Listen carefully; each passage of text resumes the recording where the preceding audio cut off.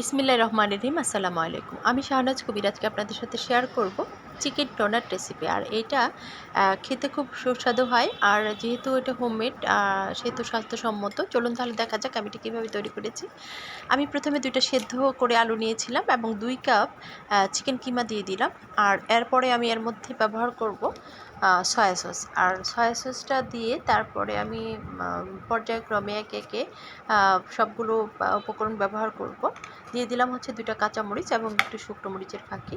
তারপরে দিয়ে দিচ্ছি হচ্ছে 2 চামচ কর্নফ্লাওয়ার। এরপরে দিয়ে দিলাম হচ্ছে একটু গোলমরিচের ফাঁকি। তারপরে এর মধ্যে দিয়ে দিচ্ছি আমি পাউরুটি আর হচ্ছে আমি হচ্ছে লবণ আর চিনি দিয়ে দিচ্ছি। আর পরে হচ্ছে আমি পাউরুটি দিয়ে দিলাম।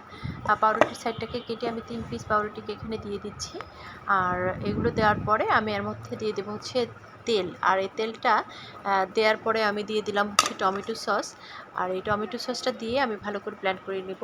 ব্লেন্ড করে নেওয়ার পরে যেই উপকরণটা আসবে তাকে আমি অবশ্যই হাতের মধ্যে 2 হাতে ভালো করে ধুয়ে তেল ব্যবহার করে তারপরে ডোনাটের শেপ দিয়ে আমি সবগুলোকে তৈরি করে নিয়েছি। আর এরপরে আমি একটা ডিমকে ভালো করে ফেটে নিচ্ছি। ফেটে নিয়ে তারপরে আমি হচ্ছে ময়দা, লবণ এবং মরিচের গুঁড়োকে দিয়ে যে আগে থেকে যে ডোনাটগুলো তৈরি করেছিলাম পর্যায়ক্রম সবগুলো ডোনাটকে আমি এখানে কোট করে নিলাম।